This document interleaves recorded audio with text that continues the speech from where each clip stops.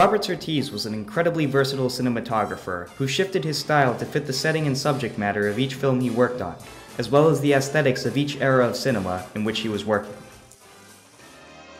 Surtees began his career in the late 1920s and worked as a director of photography on numerous films throughout the classical Hollywood era. One of Surtees' most notable films from the studio era is the 1952 film The Bad and the Beautiful, directed by Vincent Minnelli and starring Kirk Douglas. In The Bad and the Beautiful, Surtees creates a noirish look, making heavy use of shadows and sharp contrast between light and dark. This aesthetic conveys the mysterious and troubled nature of Jonathan Shields, a film producer played by Douglas, whose ambition brings him great success but alienates those around him. Surtees often makes interesting use of motivated light to contribute to the shadowy look of the film, exemplified by the film projector in this scene.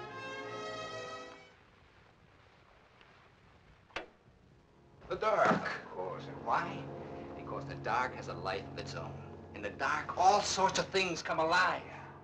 In this scene, Surtees masterfully uses the lighting to convey exactly what Jonathan is describing while preserving the realism of the film's world. In this intense scene between Shields and Georgia Lorison, played by Lana Turner, Surtees uses shadows perfectly to convey character.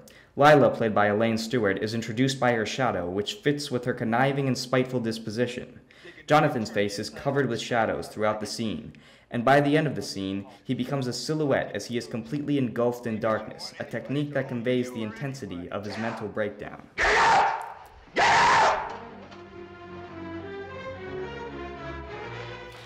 Moving forward to what is often called the New Hollywood era, Surtees worked as director of photography on Peter Bogdanovich's 1971 masterpiece, The Last Picture Show.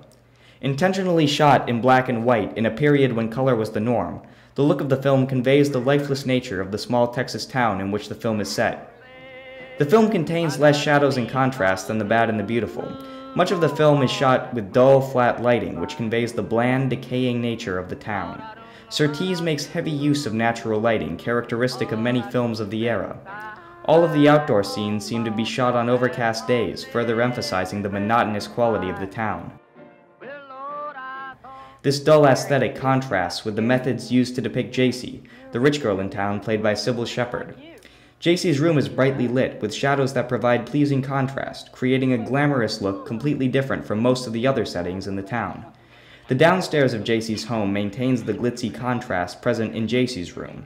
However, here the shadows are larger, which conveys the emptiness of Jacy's mother's life.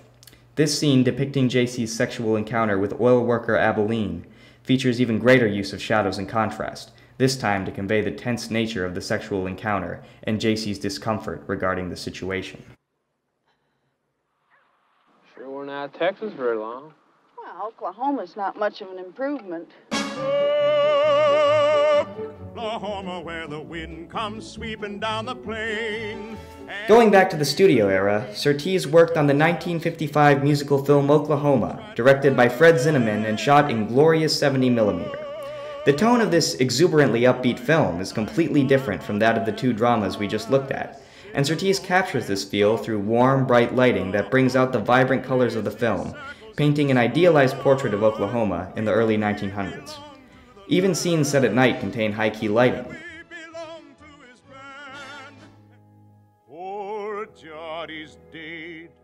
However, the film also contains numerous dimly lit scenes full of shadows, generally occurring when the film's antagonist Judd, played by Rod Steiger, is present.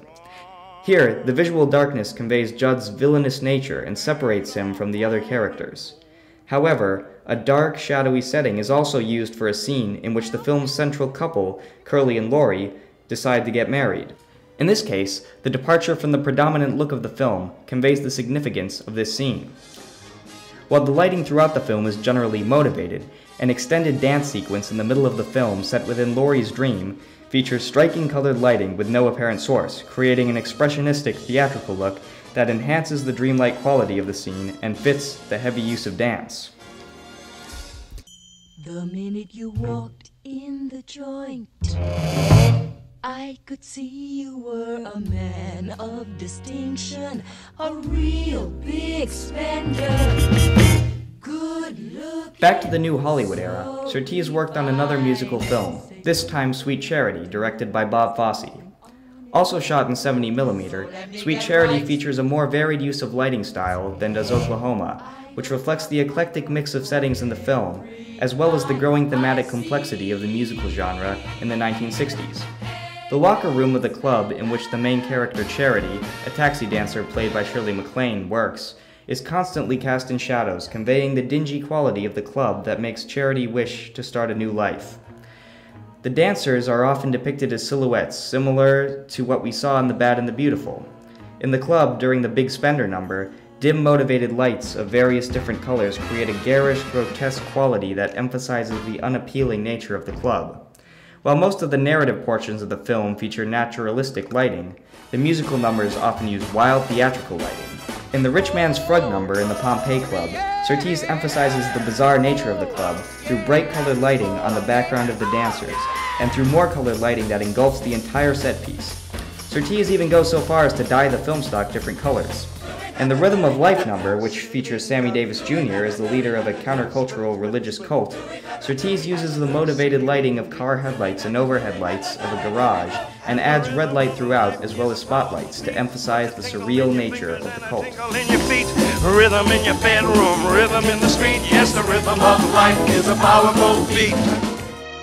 Robert Surtees was truly a master of cinematography, adapting his style to each genre and era of film in which he worked, and using lighting to enhance the themes and characters of his films.